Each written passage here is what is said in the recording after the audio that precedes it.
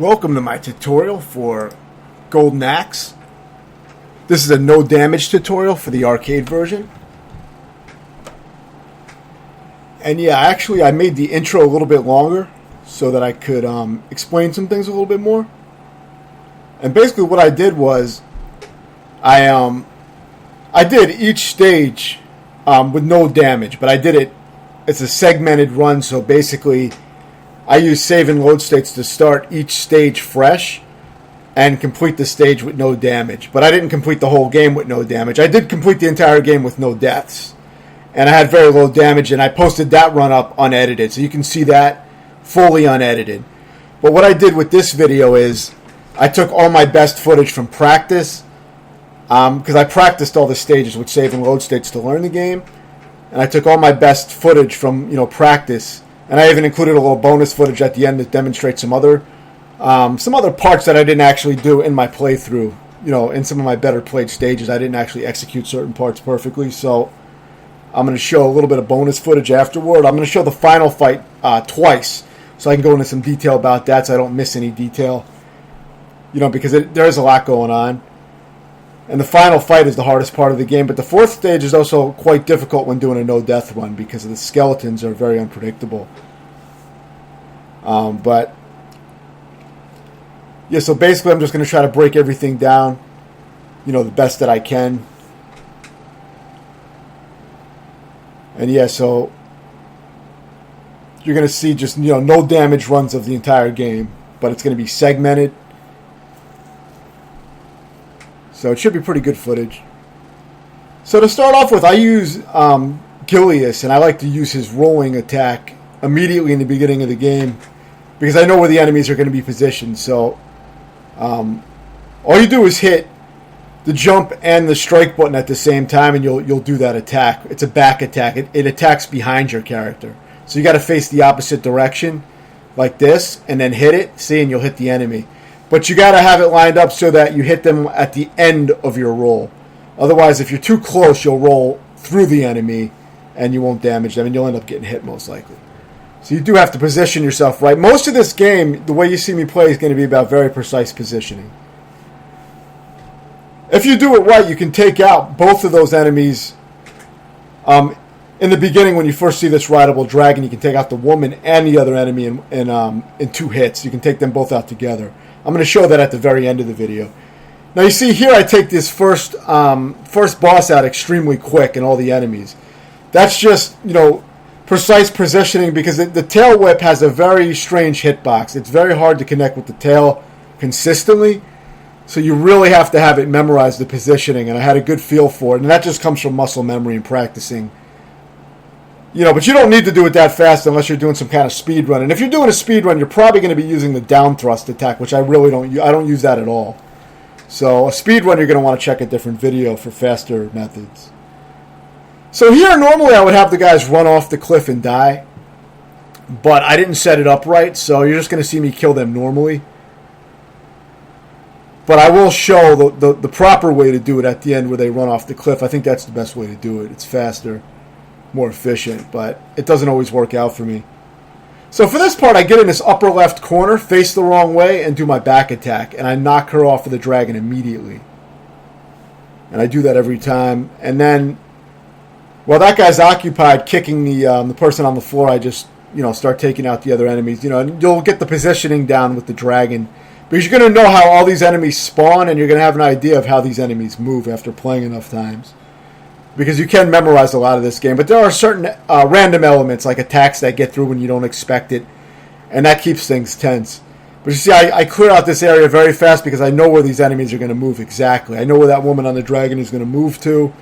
I know when the skeleton is going to come out. I have all this completely memorized pretty much. So it took me around 7 hours and 47 minutes to get the 1 credit run, which was my no-death run as well. I ended up doing a no-death run on my 1 credit run.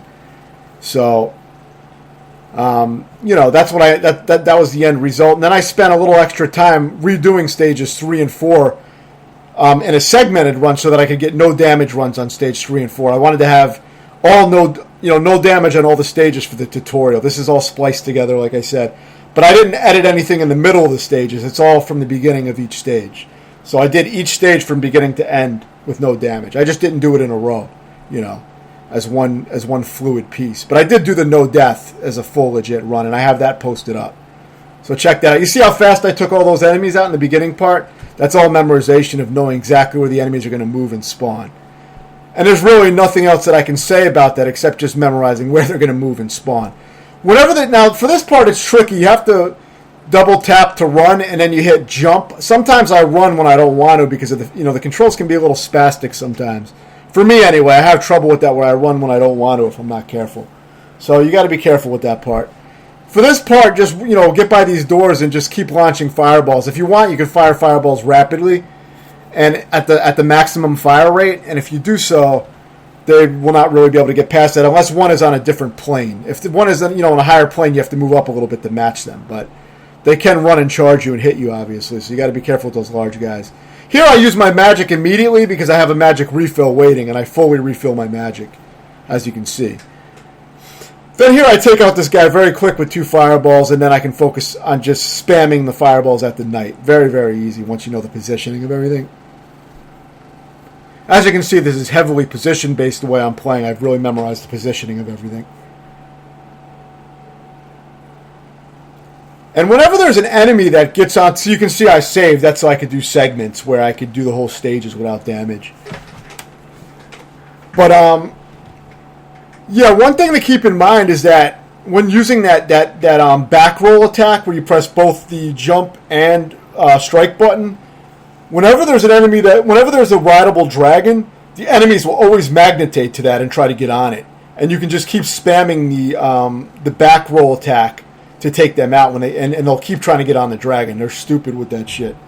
So here you see this is all positioning. This is all purely positioning. I know where the enemies are going to be at. And I also manipulate the movement a bit by not going all the way to the right edge of the screen. Now see this. Look, see how I manipulated that skeleton to fall in the pit? That's done by getting to that edge as the skeleton is spawning. You may want to practice that. I always use magic here to take out these 2 skeletons because they're a pain in the ass. And I hate dealing with skeletons, so I always set that up to take them out. But I'm going to have to deal with skeletons anyway. I just don't want to deal with those 2. So now I'm using my back rolling attack. I get the 2 magic pots that guy drops, obviously. But now I'm lining up my back roll attacks to take these guys out. And once they're done, the skeletons are going to start coming in. And that's what makes this stage, the hardest stage aside from the last stage for me, is the skeletons. They can be very unpredictable.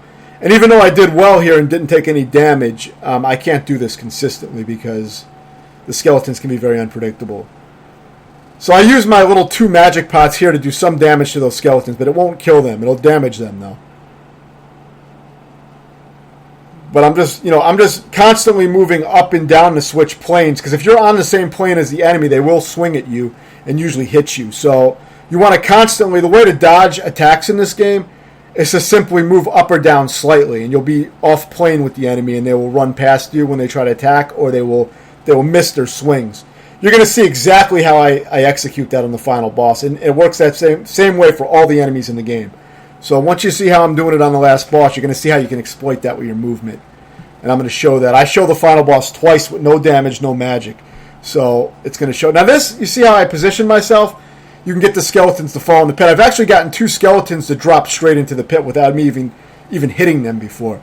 So you may want to practice your positioning with save and load states. Practice that part and try to get the positioning just right. Now here, I am jumping and swinging my axe rapidly in the air immediately when I get to the beak of the eagle. And that takes the woman off the dragon. Then I get on the dragon. And now this is all positioning yet again with the flame. Perfect, pretty much perfect shots with the flame because I memorized this part. So you just got to memorize how the enemies are going to move and where they're going to spawn from.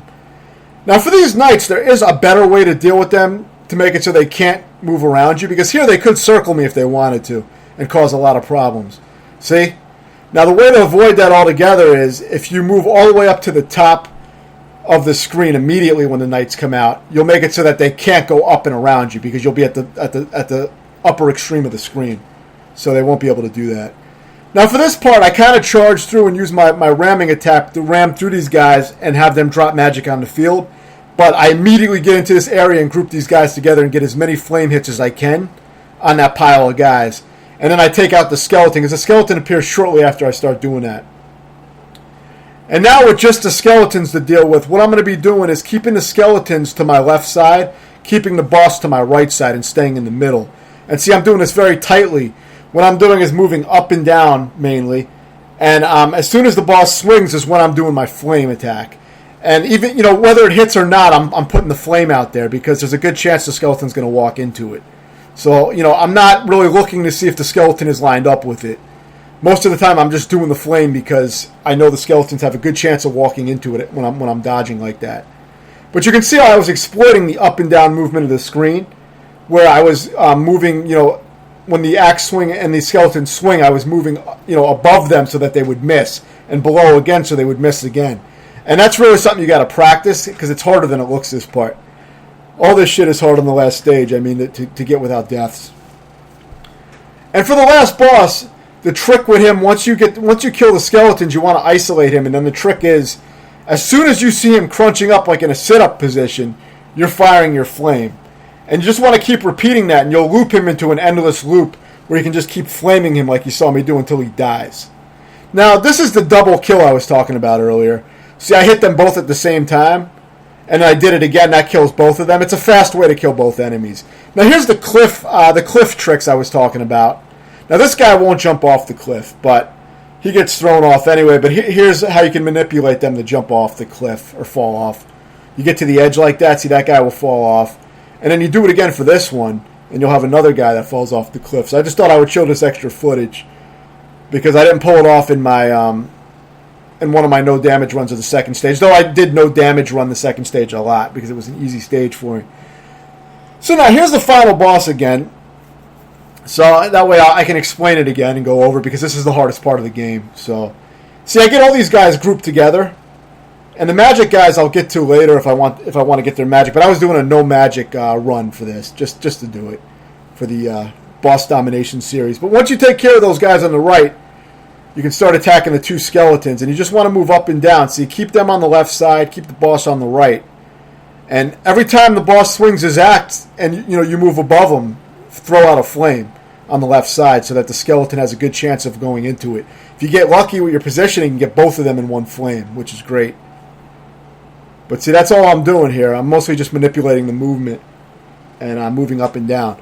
Now, if you want to, if you're doing a speed run, you could ignore the enemies. You could just have like two of the regular enemies out with no skeletons, and you could just take out the Death Adder while the other enemies are moving around. I didn't do that because I found that much harder to pull off, but I didn't practice that. So I recommend the way I'm doing it, but check out other videos too for some alternate methods. But this is just the way I did it. And this was good enough for me to eventually pull off a no-death run. So I was able to do it without dying. And I was able to do each stage with no damage. So, I've shown all the stages with no damage.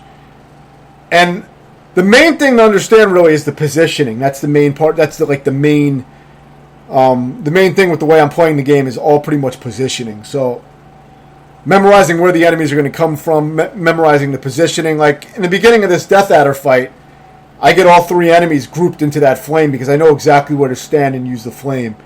And I know how to time it so that when a skeleton comes out, he gets hit by the flame, and then I can go back to flaming the three guys in the pile on the right. So it's all just like practice. I recommend using save and load state heavily on stages 4 and the final stage to really get them down. If you're not going for a no-death run, if you're just doing a low-credit run, well, then this will be more than sufficient information for what you're trying to do. But if you are trying to do a no-damage run, a lot of these strategies will probably be good for you. Though if you're trying to do no damage, you may want to learn how to use the down thrust effectively, because that does the most damage of any move in the game. So if you can use that effect, I found it very hard to land hits with it, but if you can effectively use that, you can probably, you can beat the game a lot faster and maybe even a lot more effectively. So let me know if you have any questions, and thanks for watching.